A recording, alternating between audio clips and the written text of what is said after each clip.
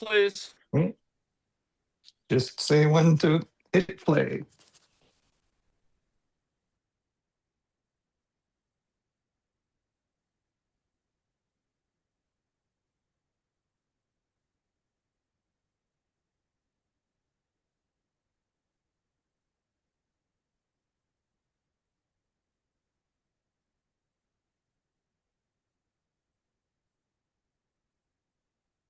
Okay, hit it whenever you want.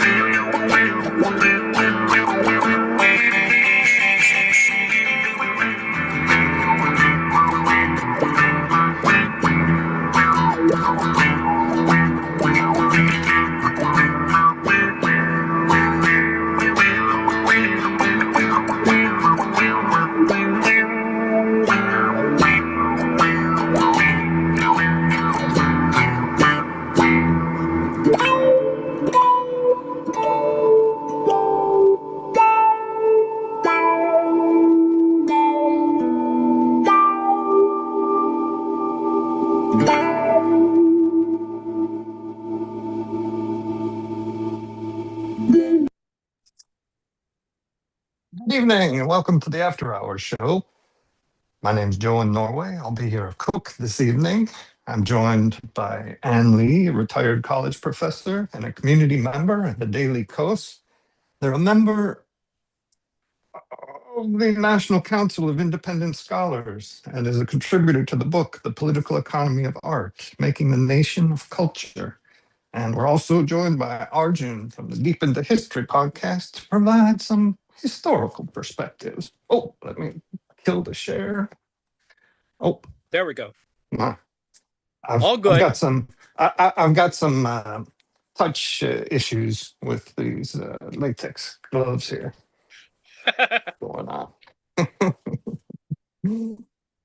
Well, another busy week. Hey there. Hey, Evening, everybody. Hey. Before we get into the food, I thought maybe we'd talk a little about. Oh shoot, where'd it go?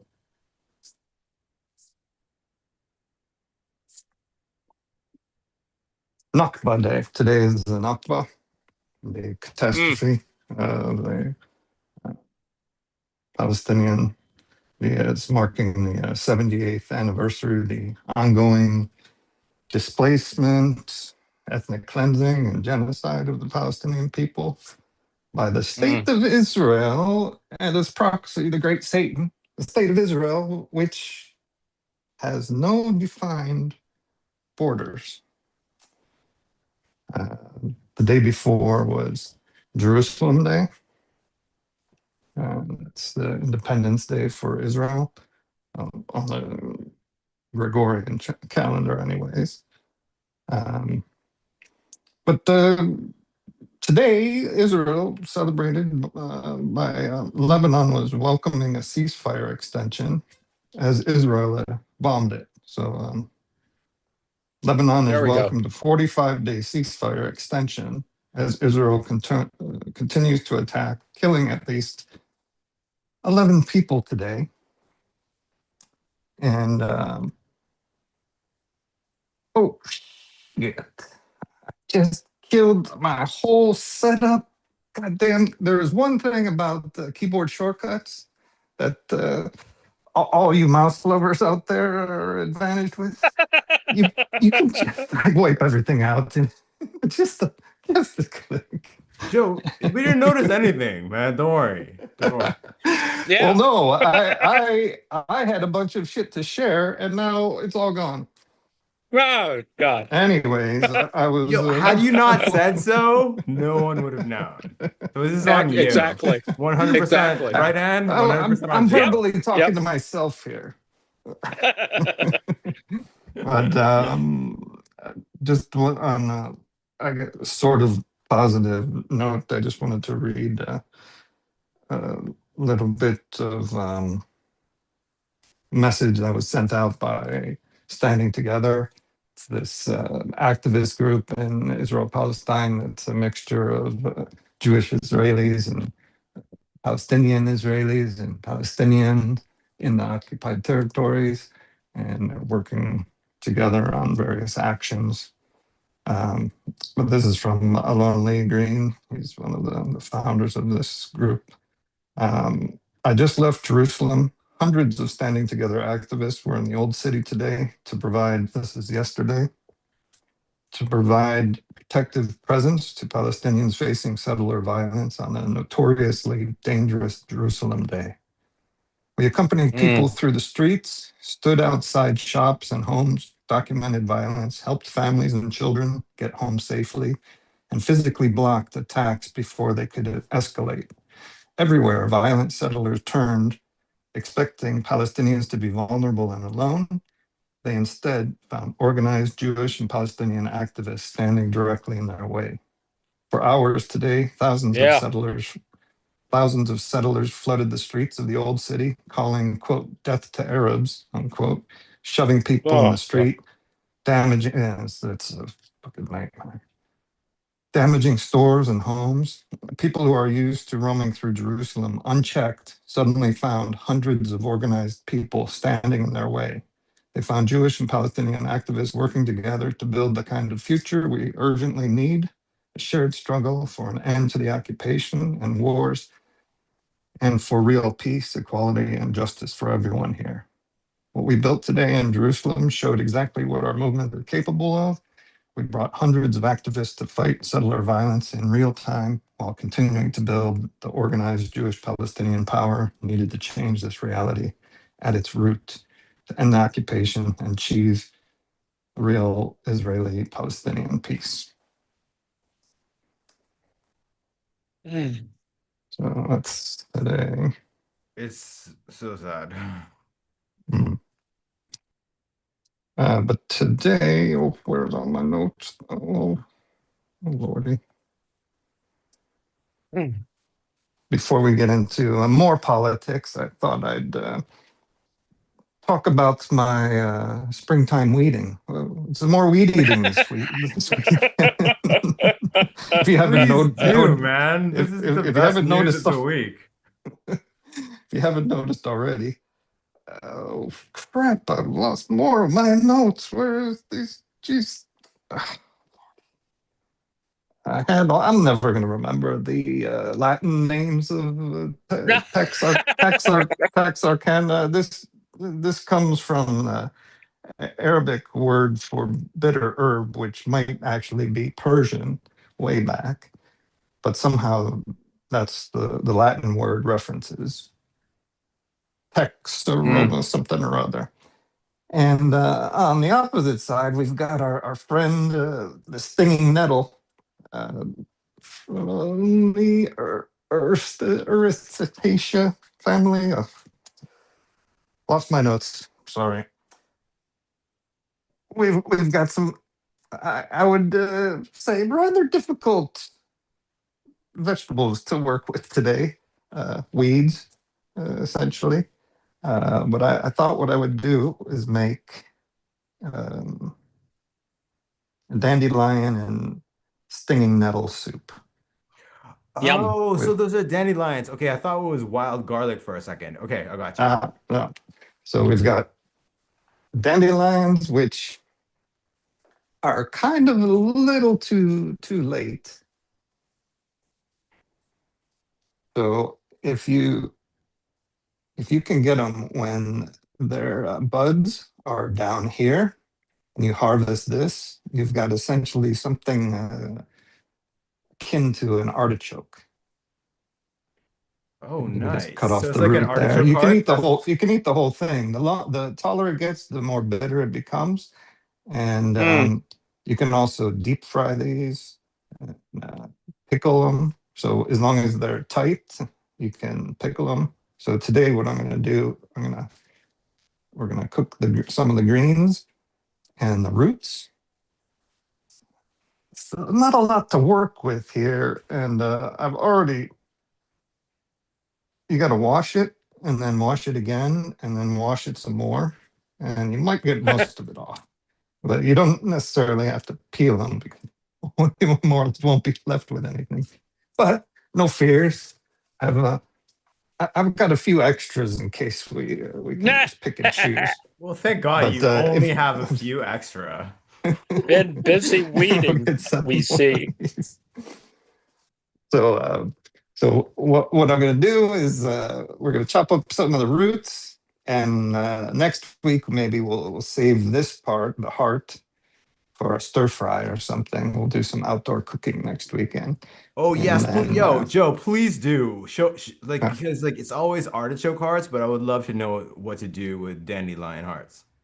yeah, we'll do. And then we've got these little stinging suckers. They're technically this. I believe this is the common nettle or stinging nettle. Um, as long as they're not in bloom, if they're flowering, then they're really stinging. Some people don't get stung by these. I do. So some are more stingy than others. But you want to blanch those before use so that neutralizes that little protective defense. We've got another surprise here that doesn't really go with the dish here, but we might be doing something with these. These are spruce shoots, so the little tips of spruce trees. You can uh, you can just pick them and eat them. They have a somewhat piney flavor mixed with a kick of vitamin C. Mm. Very cool. So they're very good. We can cook these in sugar water to make a simple syrup. So you can use that over dessert, or we can pickle them. So we might be pickling these later someday, or you can use them as garnish. The other day I made a salsa and threw these in there, and they were very nice. Mm. I've got some potatoes that should actually be going in the ground, but these are all the potatoes we got. Yeah, those are like the horniest potatoes I've ever seen. And to add a little bit of extra protein and creaminess, we'll be cooking the potatoes with the cashew nuts, Oh, awesome. So and then puree them. yeah, so you puree the nut, the Yeah. cashews with the oh, okay, that's brilliant. Awesome, And awesome. so then once these two cook together, they're soft enough to puree really nicely. Very So nice, Joe. Very nice. oh, and what they're sitting on is a bed of rhubarb, which I've already converted into a cake. But you're not allowed to eat rhubarb leaves. But what you can do with them is scrub your pots. So this has high concentrations of oxalic acid, which will wipe out your your kidneys and some other Is that why you're wearing internal gloves? organs. Is like I to know handle because it? we're gonna go out and harvest some more of these suckers. Oh, okay. Yeah, but you don't. Yeah, you don't need gloves for rhubarb leaves. But you don't necessarily throw. If you got some really dirty ass dishes, you can you can scrub them with these. Cook this in a little bit of liquid, and then use that liquid to scrub your pots with a wire steel wool or something, and the oxalic acid in these will um, do a very good job. Oxalic acid is the active ingredient in Barkeeper's Friend. Mm. But I'm gonna get the potatoes and roots cooking, and then I'll do once again abandon my cooking station out into the yard to go pick up some extra greens. I think we'll use more stinging nettles than dandelion. These would be a little too bitter. We'll just pick out some good ones there. Really interesting because yeah, like I've been I've been thinking since I've seen you over the last few weeks go out with your significant other and go pick stuff. How like when I was a kid, I grew up in North America, right? California Mhm. and here. But whenever I used to visit like Punjab, like uh Mm. family has farms there, so like we just like, walk around and just pick stuff. Like, that Mm, thing Yes. is that aspect of just sort of like that connection with your food that is growing in the wild is completely lost vis-a-vis the Mhm. mm, grocery store, you know? It's largely lost here as well. Same with North America, but you find it in Turkey, Greece, a lot of the southern European countries. For They're sure. known for all of these areas where they're known for their longevity. They're all you go to their markets and you see tables full of all these different wild greens. Like eat that stuff every day. These are dark green leafy vegetables, man. They're fundamental. Love it. Love it. well, I guess we should start talking about the awful the Oh, awful week we've had. oh, I Yeah. My accidentally friend, I spit, accidentally spit. heard the news while Trump was on and the audio was on at the same time. Oh.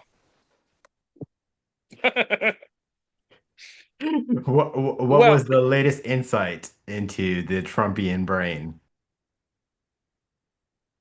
well, I mean, he left the United States and said that he really didn't care about Americans' financial problems. I mean, he was referencing it relative to the Iran war, but I most people have captured at least that thing that's going to be, the front end of most ads. If you're running for public office, you should do that. Just really, I assume the Democrats are going to make hay with it. So But that was and that. I mean, You have far more that's faith that's in the the kind of Democrats. focus. That's the kind of focus you want from a leader. Prioritize the ability to prioritize things. I mean, absolutely, absolutely. Like on the day the Voting Rights Act was, in essence, destroyed by the Supreme Court, what were the Democratic leadership tweeting about? The UFO revelations. Oh God. And he did it. I mean, those UFO things are just there to, they're shiny objects. It's really terrible when they do that. And Literally, we still don't really know much about it. All we see are the same. I mean, I saw those blurry pictures when I was much younger. They have really, the blurry pictures haven't changed. We They were haven't more yet got. convincing, right? Before? I found them way more convincing before. more Yeah, no, believable true. analog. Yeah, absolutely. It's always there are a couple of interesting images, but I don't know how credible they are. But you see this object moving around quickly and then moving somewhere else, but you have no sense of scale or proportion or whatever. And You mean anyway, like that? now You we mean got like that? distracted You by mean like that white long object in Iraq that shot across the screen? oh I think yeah, they yeah, go by the name absolutely. of RPG instead of UAP. Yeah, absolutely. Oh my God, that was embarrassing. Well, nothing happened actually. Trump didn't get anything. He claims he got something, but he really didn't get anything. China, in its discussion, said we didn't agree to anything, It was and fascinating. so there's all this yammering, but there's nothing got signed. Usually, you get memoranda, some sort of thing that concretizes it. Nothing was concretized as far as I can tell, and or memorialized. And so Trump just made crap up, and then he threatened a New York Times reporter with being treasonous on the plane. That was good, actually. I think that should have a little mileage to it.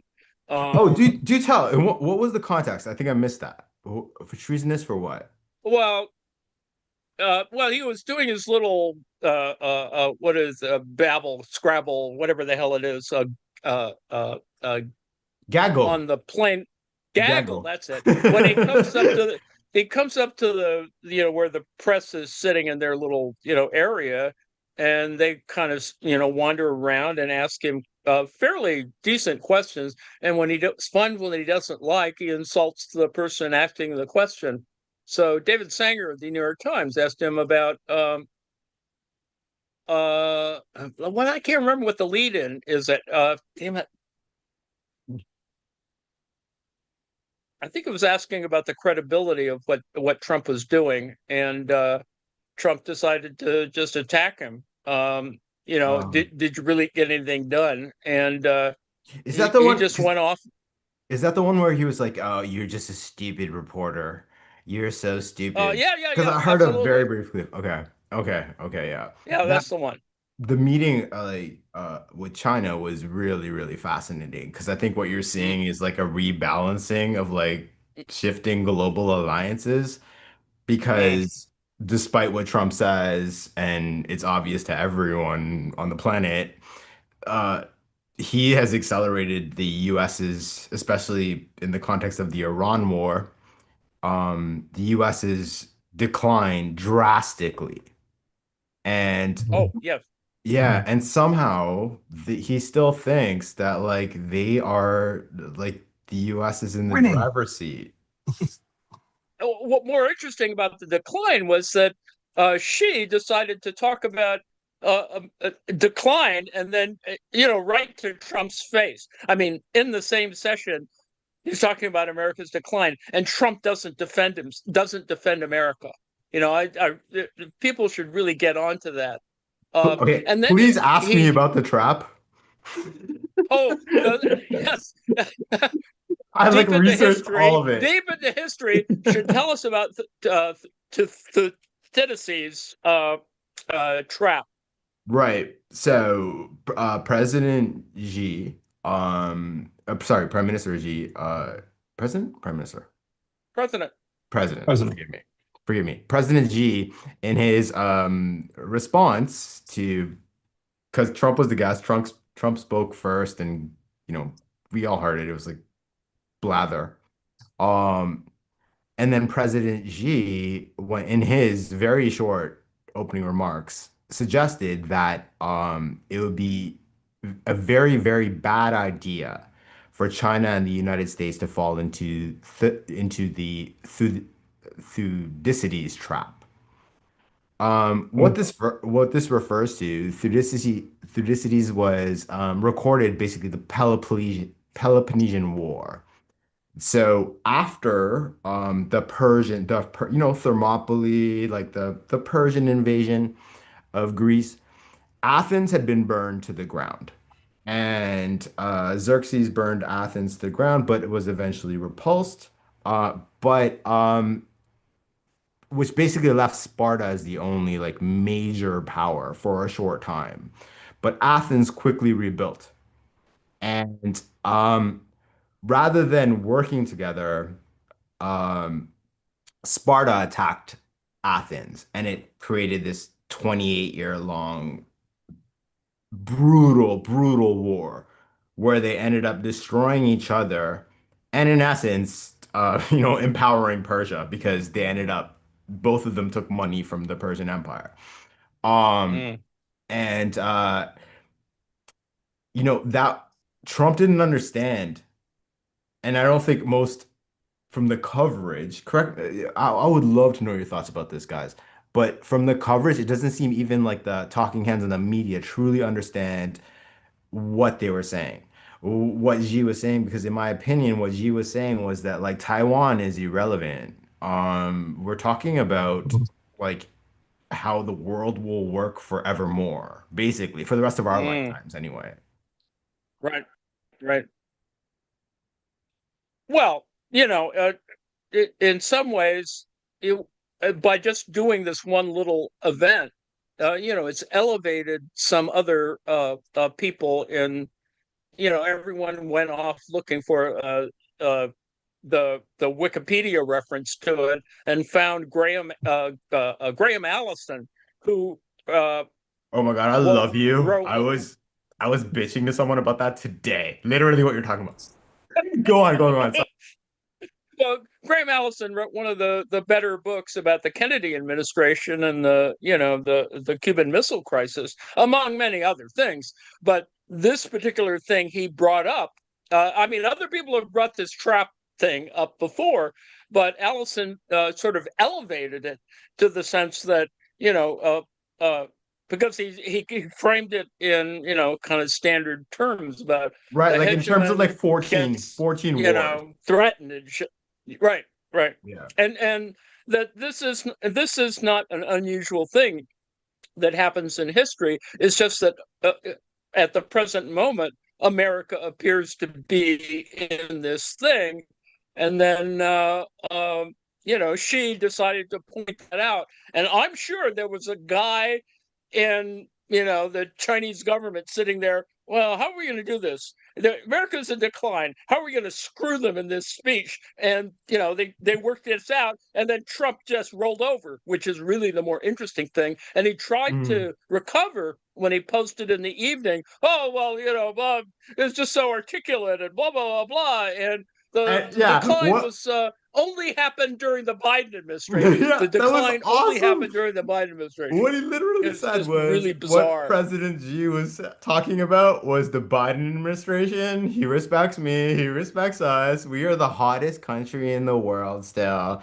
And like, oh my God. I think the intrinsic insult in that is that they knew that Trump would have no idea who the Thucydides was or know anything about the Peloponnesian War or like the Peloponnesian War is sort of like the basis of any like political science course for everyone. Like, just so you know, Mm. because it's a really like interesting case study of like how global politics works in the context of those ancient Greek city-states.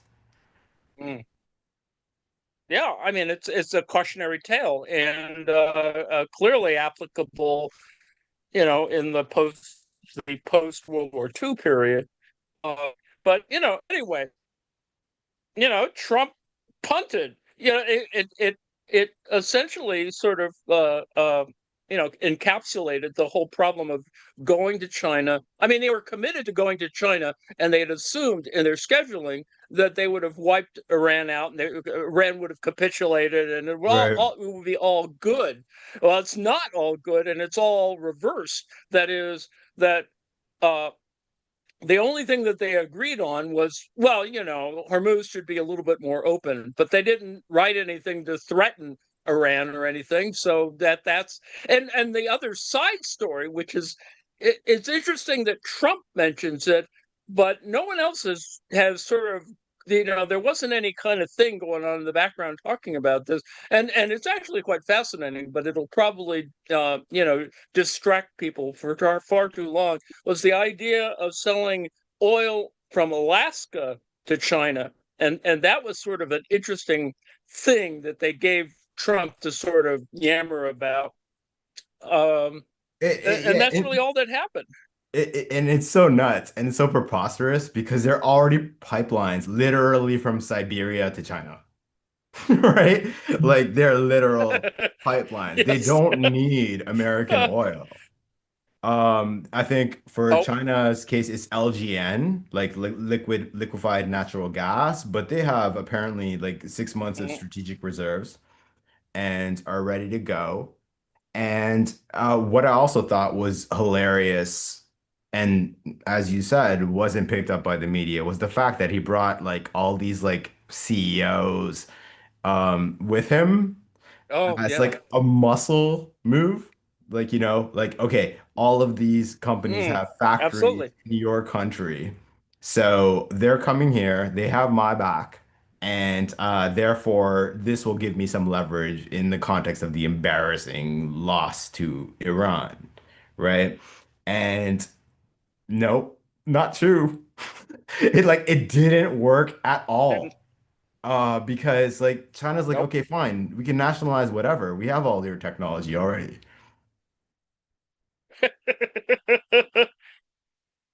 Well, it was interesting that there was no discussion of Taiwan at all, at all. They may have actually agreed not to talk about Taiwan, but the reality is that that's the kind of thing that's actually going on in the background. And in terms of Taiwan or PRC policy versus Taiwan's policy, there's been a lot of agitation that's been going on in the last 6 months or so. There's been a lot of practice exercises about how they're going to marshal all of their civilian passenger ferries to get troops to Taiwan. So they ran a couple of those exercises a month or so ago, and then there's the usual, they fly, they buzz Taiwan and blah blah blah blah, and then there's the Spratly Islands and a bunch of other crazy crap. So uh, there's actually a lot going on, and America's in a bad place because if you believe the stories, we ran out of missiles, or we don't have any missiles anymore, and so we can't cover Taiwan. So all of that doesn't get discussed. It's Did just you really interesting. I mean, aside from the photo op where they had the Chinese delegation and the American delegation, and there was not one woman in the entire room. It was just bizarre, and a lot of feminists pointed that out. Anne, did you say we ran out of thistles? Thistle? Thistle. Oh, we've got Missiles. thistle. I've got the funny. All right, so a little food break. Arjun, you're muted. Arjun, you're muted. There we go. Oh, sorry. I've chopped up No, you're muted. the. Am I muted? Oh, no. Sorry, it Oh. was me. My bad. Oh, all right. Force of habit. So whatever I had from all of those dandelions, I got some roots out, not much, but I washed them again after I sliced them. So now we can we'll just throw them in the pot Mm. with the potatoes Oops. and cashews. Throw those in. We'll let that cook while I go and gather some more of the thistles, or the not milk thistle. I'm thinking milk thistle. Stinging nettles. That's what we're going to go grab. So we're in a little Blair Witch Project type shaky cam short thing. We're here for it, brother.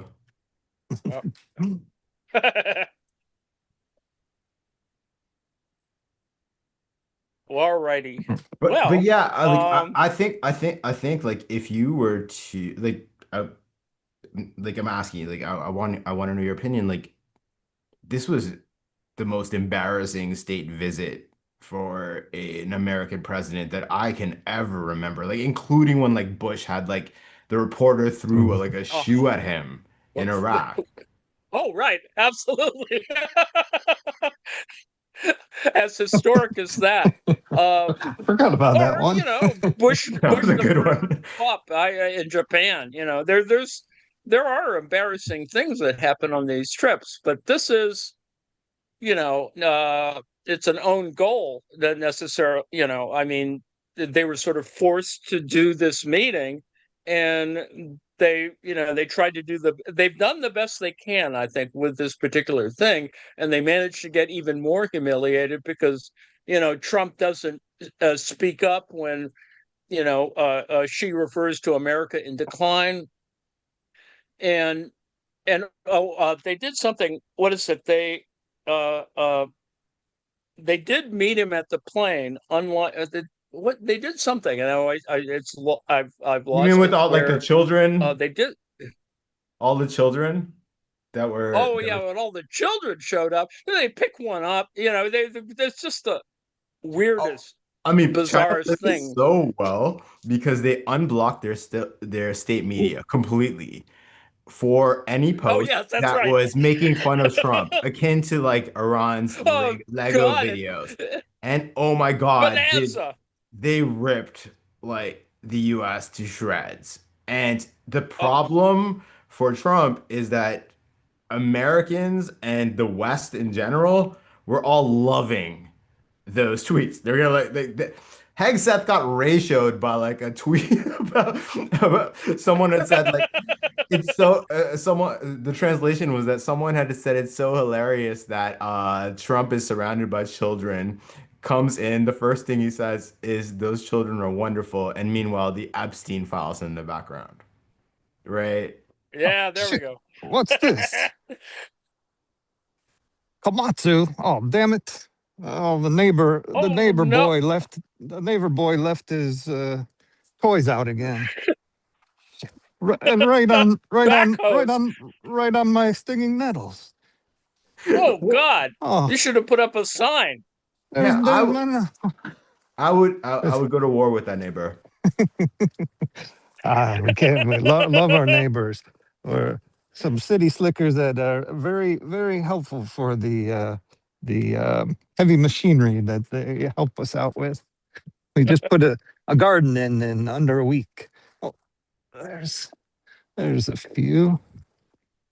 Oh, and we still have frost. God damn it! Middle of May and frost. It Just happened here too. Today. uh, It was weirdly warm in the morning and it got frosty in the afternoon. well, That's you're the in problem. And Canada. Uh, uh, Toronto area, is that where you are? Yeah, I'm in Toronto. Yeah.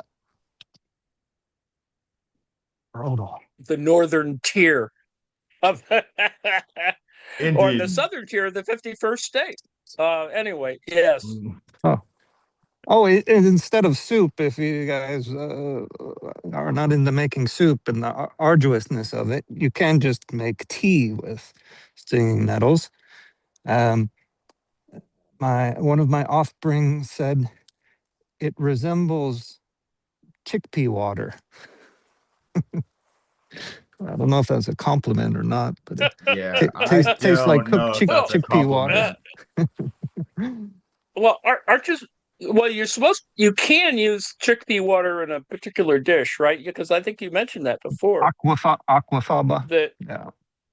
Yeah, and I think they use yeah. it in I've never cooked it, but in Indian cooking we have like chanas. Like Mm, Mm. the chanas are like the chickpeas. yeah. And yeah, I think that you soak them and then like let the water out, soak it again, let the water out, and then soak it again. And I think sometimes they keep the like a little bit of the water after to add. Mm. Like how you save like some of the pasta water Yeah, from like that's after it's been yeah. cooked, not the before. The before water is you don't want to save. Of course, we're not barbarians. Nice. Oh, we had a Well, shit. We had a shit tons out here somewhere. Hmm. Maybe we'll have to change it up and add gout weed instead. We've got tons of that. Yeah. Hmm. Anyway, what you were Yeah, saying. Prophet, I cornucopia. want to A co- ask you, what do you think is going on with because it's been very weird this week, the news that has been coming out from Russia and Ukraine, and as you're an expert, like what's your read of it? extra. Well, Well, I mean, you are legit, like you read about it well, constantly. it's just a weird obsession for 1,500 days of this stupid war. But yeah, it was a really weird week. It's pretty clear that the Ukrainians have the upper hand now, aside from Putin being scared of being, blown up or overthrown or something.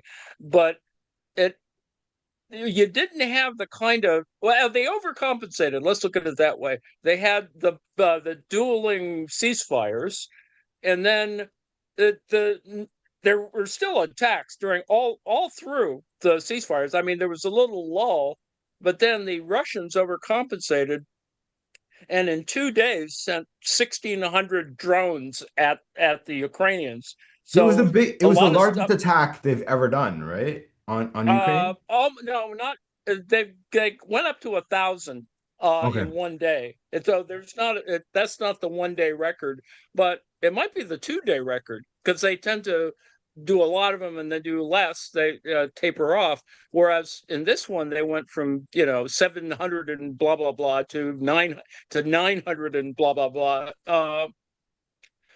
It's a lot of drones. But the thing is, of course, that the difference is that the Ukrainians have gotten pretty good at knocking them all down. So there wasn't too much of that. Although, is it today or yesterday, this morning, um, 24 people died in a one of the in a drone attack on a civilian building in, I think it's in Kiev.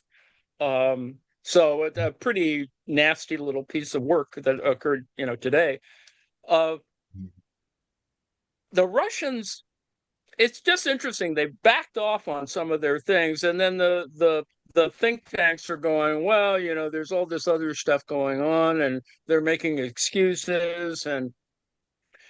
But the reality is, of course, that Putin believes believes what people tell him, and it's pretty clear now that what people were telling him was not very truthful, and so you see this kind of uh, dissonance that occurs in the reporting on where advances have occurred, and so now at the current moment.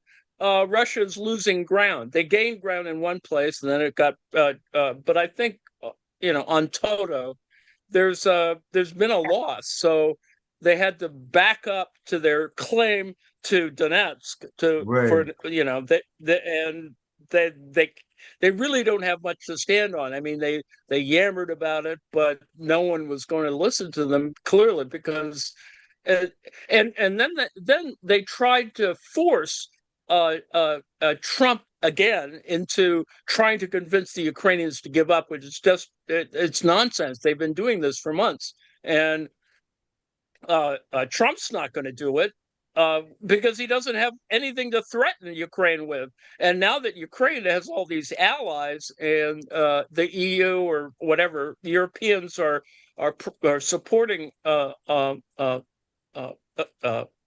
hardware construction.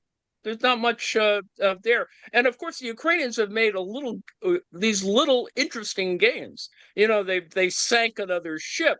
They don't sink a lot of ships. This is a country with essentially no navy is still sinking Russian ships, Are and you, then they sank another Russian ship in Russia, uh, are, in Russia itself, just the other day. Anyway, no, you were no, but saying. no. Just to expand on your point, are you referring to that weird story earlier this week? When the some Russian cargo ship had been hit by a like it was a torpedo because that's how it got hit. But apparently, it was Oh, carrying two nuclear reactors for oh yes, submarines, which was apparently going to North right. Korea. And like, Oh, I right, don't think right, the right. Ukraine doesn't have any I submarines. How don't the know hell about did that. it get torpedoed? What's your read? Well, they do have submersible, or they have things that are torpedo-like. They have a thing that is totally under the water that has a little antenna thing that pops up, and it's fairly big. And I think that if they're using anything that's torpedo-like, that would be it. Oh, Assuming that was the case. But no, they've developed a couple of fairly massive uh, super submersible vehicles, and this could have been it. Uh, I think the advantage, of course, is that they're sinking things that are pretty far away, so that you have the doubt of, well, who sank it? Maybe it was the Israelis who sank it, or you can speculate because mhm. also that when the thing went up, yeah, if you recall, I mean, the thing really went up. It was really this huge, massive wreck that didn't get really covered very well, and And it could have but been I like a colossal uh environmental disaster because those like reactors were intact and fueled. Like it had it hit in the wrong place. Oh my God, like Mediterranean seafood would be gone. There would yeah. nothing would live there.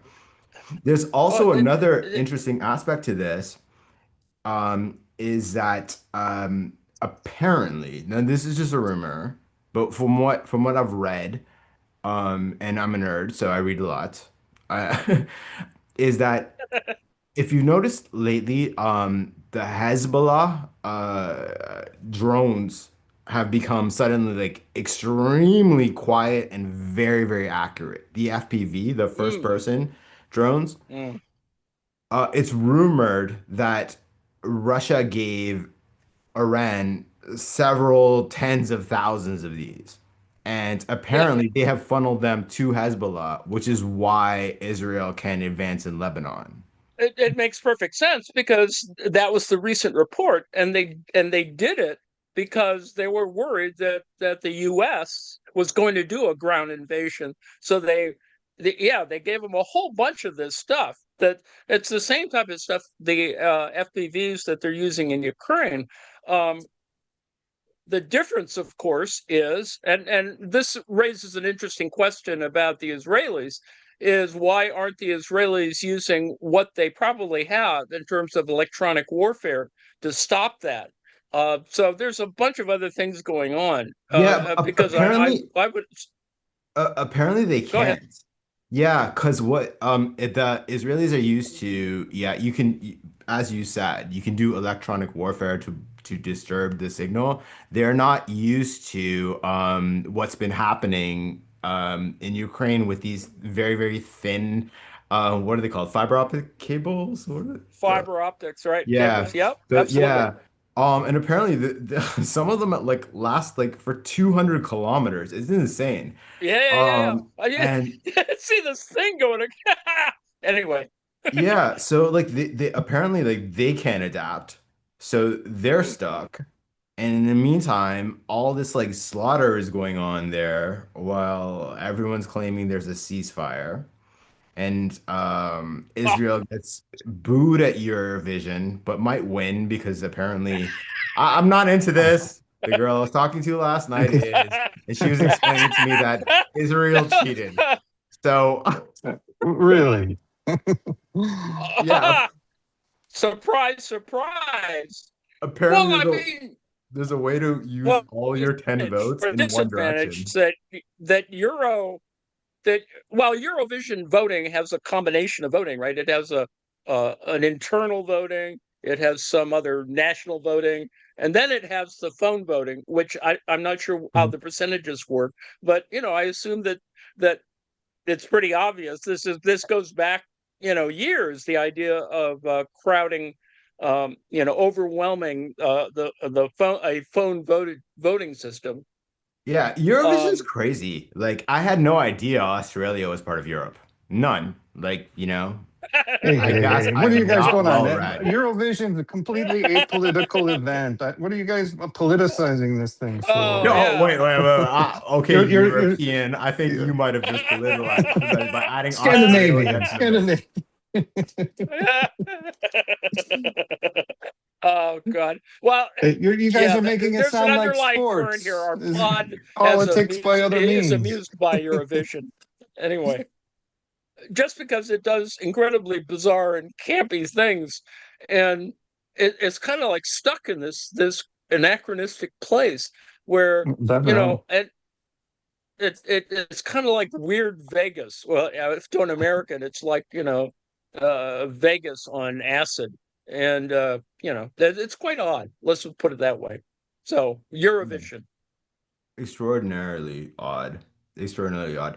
Three Prof. 3 p.m. Eastern tomorrow afternoon, by the way. That's right. Oh, seriously? Oh, so this Yes. is the is this Okay, yo, the I'm Well, gonna make a we'll, date. final? I'm gonna be with someone when I come next we're, time tomorrow. we're Thank you. streaming I it. don't have to go We're watch streaming it. We're streaming Mandalorian it here. Grogu now. I can watch Eurovision. Well, with Norwegian voiceover, which is even stranger. So anyway, we Um, like that. It's just strange. That's all. what? Okay, Prof. N. I have two questions for you that I've been dying to ask you.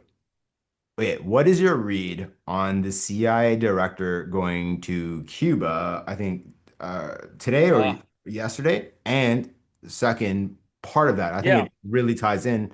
Radcliffe. What is your read of the New York Times report that the CIA is actively like bombing cartel members in Mexico because a Sinaloa Oh, lieutenant in a Sinaloa cartel, in case anyone doesn't know, was struck by a drone strike right like Cuernavaca, so just outside of Mexico City, but like the richest hmm. part. So like rich people were exposed to this for the first time, and I think that's why it made so much Uh, noise. What's your read about like these kind of things? well, I would assume that that's been a regular activity. I mean, when they say when they threaten to use drones, they're already using drones, and so that's kind of what's going on. And they had a somewhat recent event where the Mexican authorities, the federales, whatever, were arrested someone, and they had to do a firefight to get the guy, from wherever they arrested him to the jail. So, and you had heavy duty small arms fire, sort of running gun battle to get to that thing. So there's a lot more going on that we unfortunately don't get enough news about. But yes, I agree with you that uh, that targeted drone strikes are probably unfortunately a regular thing, and unfortunately Trump, because he's an aficionado of gory film, of certain types of gory films, he just says he has this in mind that it's all like, Sicario, this Soldato movie, Yeah, yeah, and totally. that. Uh, he did that in the first term, so he's still doing it in the second term. So that's the one thing. The other thing is, and it was kind of weird the way the reporting was going. So you had Radcliffe going to talk to the Cubans, Mm, which is probably as important a diplomat. He's the first truly important member of the cabinet to actually talk to Cubans. So right. that's kind of interesting. It's interesting from that point of view. But then they run a story about uh, Raul Castro. And so I'm thinking, well, they love doing stunts, like they bombed Hugo Chavez's mausoleum when they took Maduro. When they kidnapped Maduro, they Mm. went out of their way to bomb Maduro's mausoleum. So it's just and similarly they bombed Ahmadinejad's house when they did the initial front end bombing of Tehran. So Do we they know if like he's doing still these alive? is I don't know. But they tried to kill him. Because They like yeah, because definitely tried to kill Ahmadinejad him. is like Trump. That guy tweets like crazy, and I haven't seen a tweet from him in ages. Yeah, but they like doing the symbolic stuff, so they might, in order to get to put leverage on Cuba, is kidnap Raul Castro. So Do you think I that like that's viable? Like, Cuba's very different well, than Venezuela. Like Venezuela was providing security for Maduro. The Cuba's used to that's this. that. Well, yes, but unfortunately, money buys a lot of information, and I assume that, they have a lot of, relative to the Cuban community and stuff like that, the Florida Cuban community, that they probably have a lot of, uh, moles inside Yeah, totally. information. And so I don't, if they can isolate Raul Castro and do exactly the same thing they did with Maduro, that's a big deal. It's a big deal to the Trump administration. I don't think it's a big deal to the Cubans, because we've already gone two levels of secession past Raul Castro. So it doesn't seem to me that as important a deal, but it's important symbolically, I suppose. It gets a lot of mileage in Florida, probably. Um, Yeah, but if they pull that off, I was speaking to a friend of mine who is Cuban and is in sort of like the Rubio. Like her family, she wasn't old enough for all the revolution and all that stuff. right? It's sort of like she's like 5 or 6 years younger than me. But her family suffered a lot during like, whatever you want to say about the regime, like the revolution and the regime, there was a lot of brutality, and her family suffered a lot. Oh, yeah. But after the Iran, and Yes. she's like, she hates Castro. If I say anything like pro Castro, oh my God, she'll slit my throat.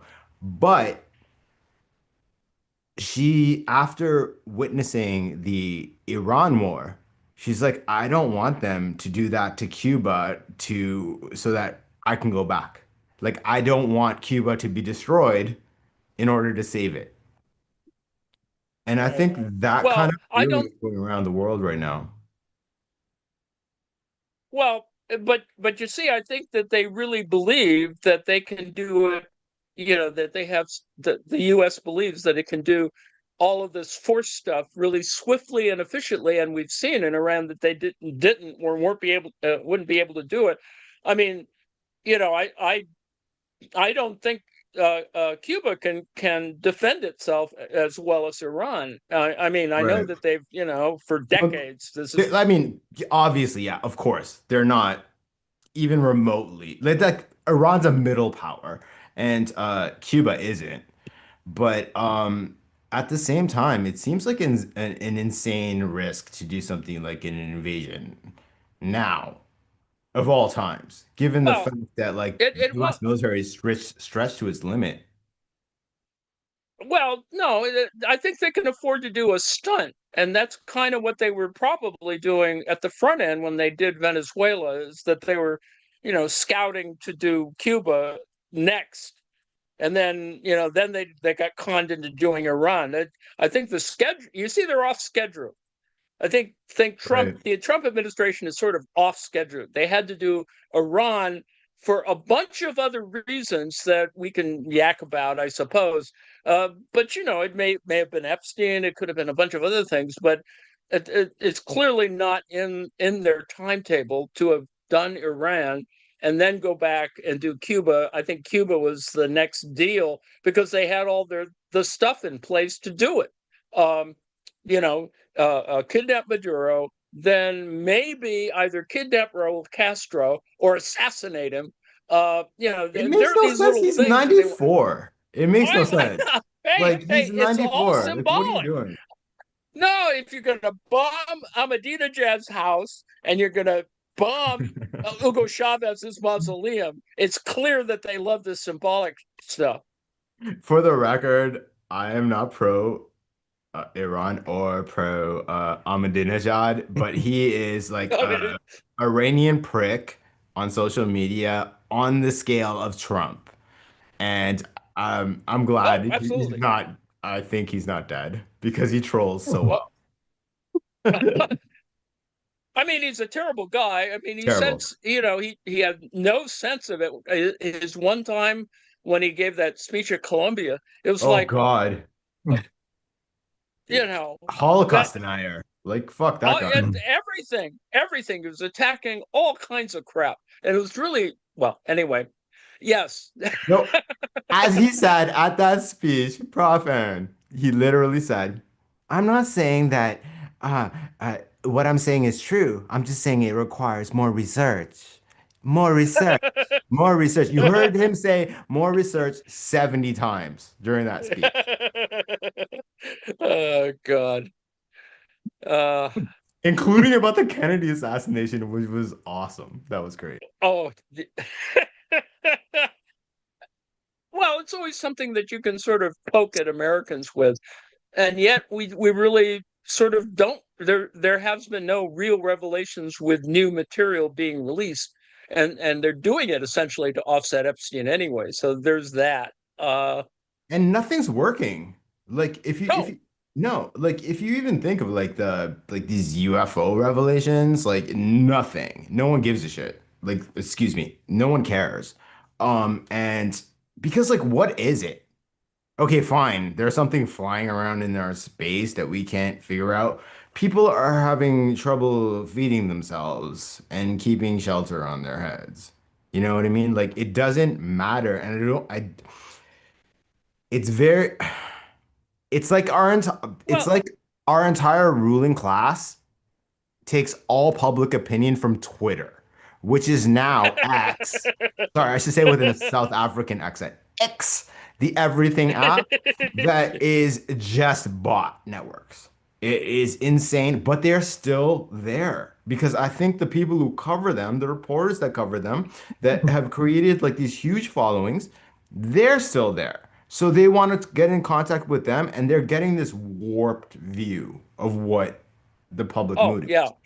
yeah, it definitely is warped. And just speaking from personal experience, it's very difficult to be on X or Twitter because there are so many bots that I mean, it really, you can see that, the way it works, and it's really hard to get actual real information on X now, or at least in my opinion, which is why I'm on other alternative channels like Blue Sky or whatever. Um, I just find it just fascinating that the ruling class really is easily led by these kinds of things, but it is a kind of weird, it's anachronistic. I mean, Trump operates the government like a weird country club, you know.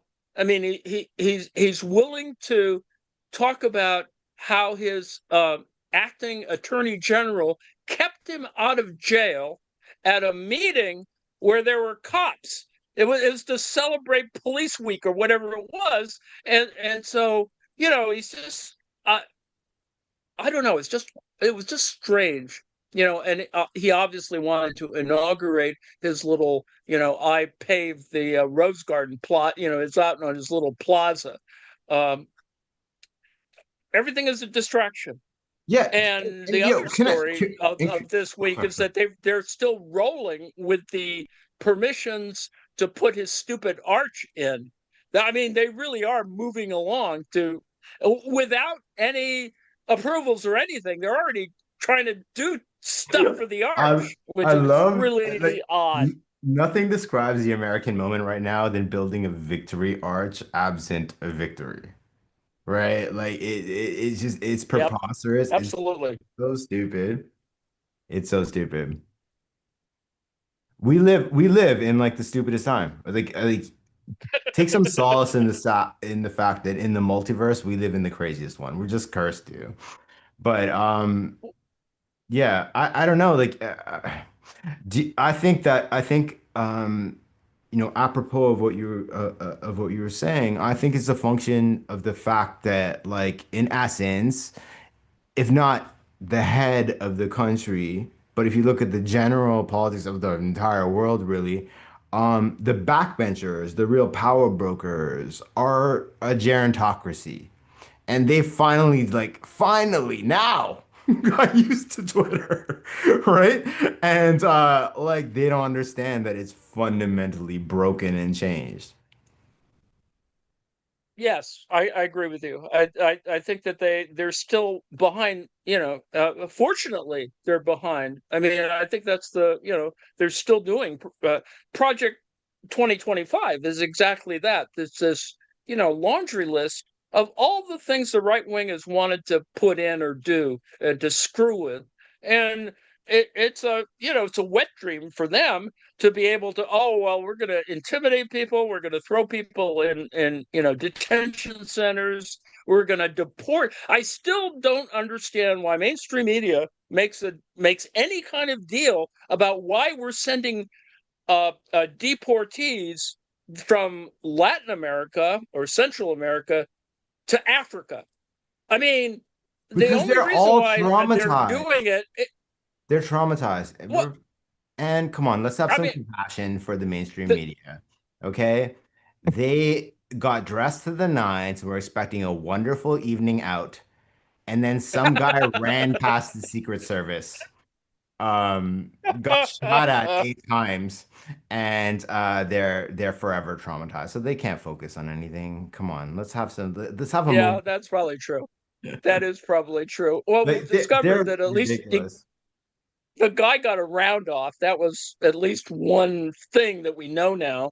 Oh, is that true? Otherwise, Is that true? uh, Okay. that's the last reporting that he got one round off, and it did actually hit the guy, hit the Secret Service guy. It wasn't a friendly fire incident. But I will wait to see, and I would assume that the guy's lawyers are going to want to see what the proof of that is, because Oh, I would make yeah. my argument that he didn't, that he didn't pull off a round, and I don't think he could have.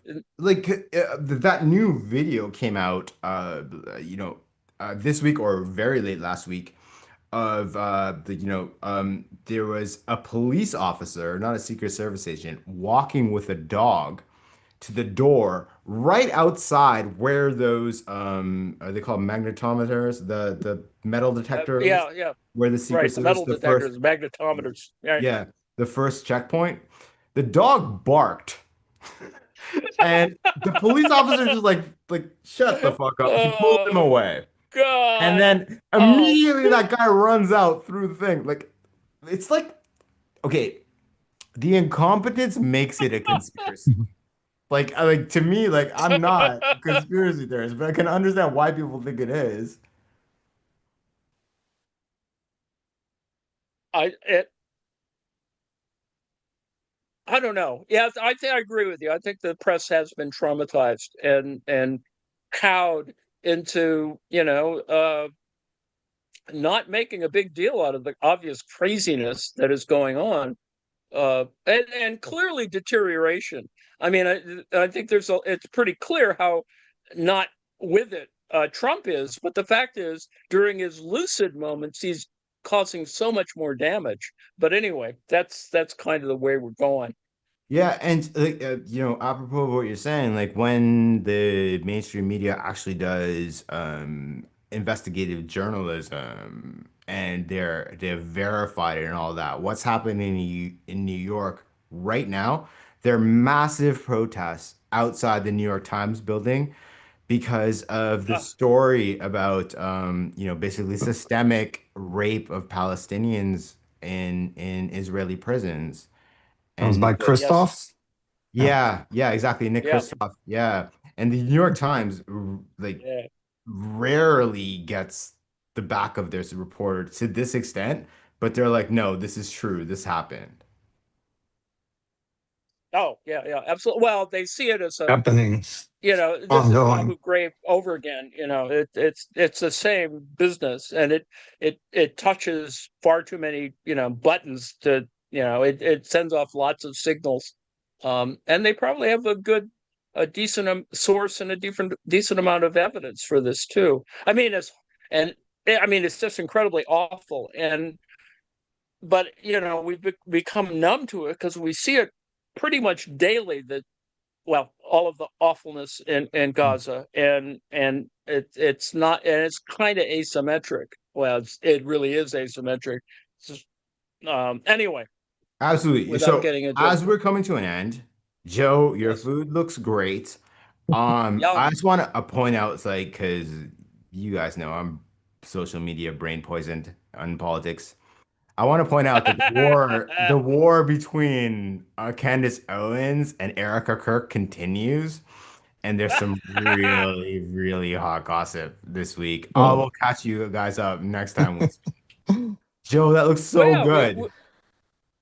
So y- just more weed eating again. Just making do with the leftovers from weed in the yard here. We've got dandelion root soup with stinging nettles and yum. cashew. I made some croutons from some stale bread, and then I sautéed the little um, what do you call them? The heads of the flowers before It's a bu- they it's a bud, I guess. yeah, Caper, bud. Isn't it a bud? capers, yeah, capers. Sautéed those in garlic and white Oh, wine, and then I broke up some of the spruce tips as a garnish. So it's got a whole lot of bitterness going on in this one, but No, yeah. it's very nice. It, like I said, it looks great. I cannot vouch for anyone listening whether it tastes great, but what I do love is that every single time you cook something, we move straight into like like Prof. John, and inevitably Klingons come up. And it's always like you cook the most Star Trek food ever, and I love it. I love it. I love it. I love it. Never stop. This Well, might even be those. as close as we get to Leap Glop soup. What is that soup again? Except this is green, not purple. I think Indeed. God. Prof. John, you're gonna have to weigh in here. What is that? It's not Goth. John. John who? he might be tied up. I believe that is the Romulan take on Vulcan Clomique soup. Clomique soup. And was it purple colored, hued? I don't know. There was that scene where Nurse Chapel brought Mr. Spock a bowl of it, and because he was undergoing pon farr, he threw it against the wall. But I couldn't tell what color it was. I guarantee God. this God, this you're is such a not as Trekkie. bitter as clomique soup. Do you have quick I don't time even I don't even wince when I taste it. do you guys have time for a quick question? Sure. I Please. was, and I'm addressing this to Arjun, who I love listening to. But yesterday, I listened carefully, and at one point, he was describing his mother and his trepidation at having her meet the tattooed woman of his dreams.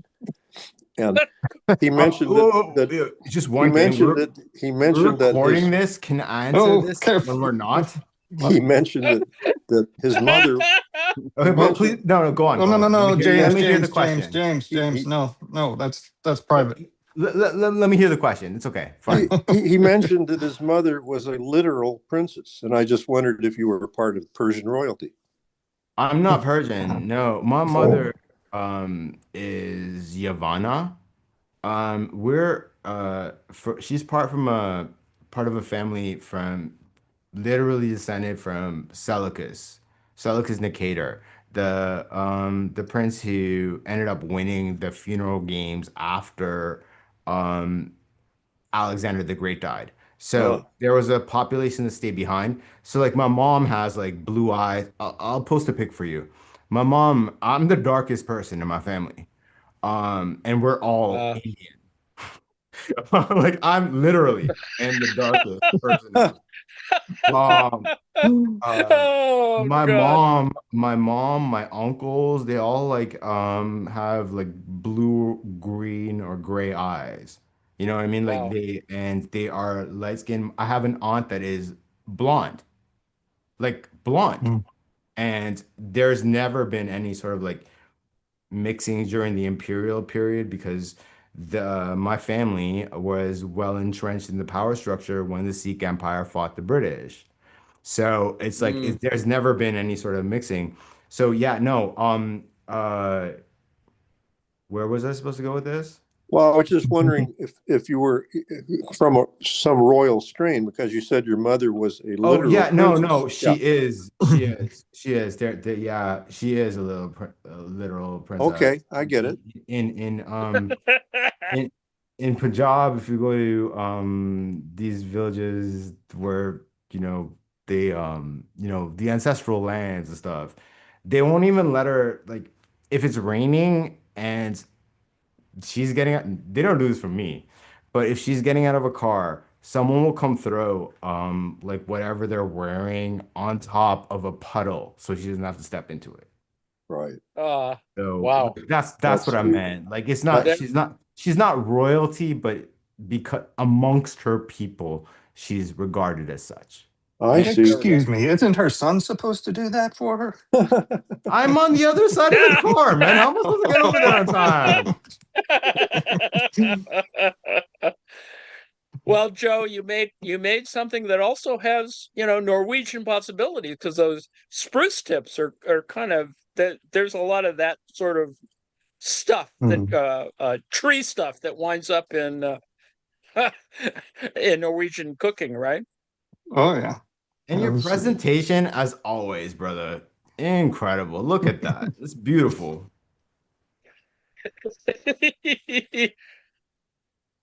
Well, we should begin to talk about scheduling. Oh yeah, schedule. Because it's that time again. And I didn't look closely enough at the Here we schedule, go. but It's there up on there screen it for you. is.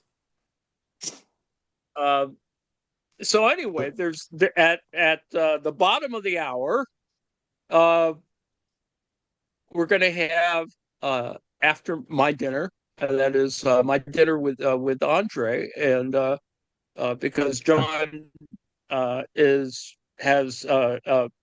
indisposed relative to the presenting of stuff, because you Oh, just heard come him. on, Ann. He put a wooden So stake in Kolchak. I wasn't going to read that. But yeah, so we're gonna have my Oh, you dinner with can't read it. Andre That's why. Huh? yeah, well, that's part of it. There, there we go. How's that? Let's see. Is that better? Silicon Valley will be after that. There we go. Much better. Yeah, so I'll be in John's stead. I'll In be it- showing a film for My Dinner with Andre with Andre Gregory and Wallace Wallace Shawn. Shawn. Yeah. So that'll be good. An amazing And then- person, Wallace Shawn. Hmm. I mean, aside And, from the Star fine. Trek overlap. Activist as well. Outspoken. Nice to have Yeah, he's a good guy. some left voices out of the entertainment industry. Absolutely. And, On we'll Saturday, Euro Trash Vision. We'll be showing that as much as we can Yes. tolerate. Well, it's pretty bizarre. So If you cancel, I have to pay for movie tickets for goddamn The Mandalorian, so you better not cancel them. At so- 5 p.m., I think Lane might be kicking us out the door because he has shall we say, a low tolerance for Euro trash. I will not be watching Eurotrash. If you want to watch it all, because it'll be on when I'm on, I can drop it this week. Yes. No. That's I up to you. think, Oh my God, no. we have a tolerance level, Alright. I will not be I watching mean- any of that. What are you Alan saying? bastard. 4 Member hours of of Parliament. Eurovision isn't enough for you? 3, like the high, I can't, none of it? 4 minutes? Okay, so And, the last show of The Mandalorian and Gregory is at 10 p.m. Can you make it last that long? Hey. So, New Statesman at 5-ish, I guess. Yeah. Music in the evening. Star Trek The Next Generation watch party at 5 on Sunday. John, do you want to talk about the episode? Yes, it's a good episode. We are visited once again by Susie Plaxon, very fine actress. I find her most amusing. When the leader, it's called the reunion, when the leader of the Klingon High Council dies, Picard finds himself in the middle of the struggle for the now vacant position. Meanwhile, Worf reunites with a past love, who is played by Susie Plaxon.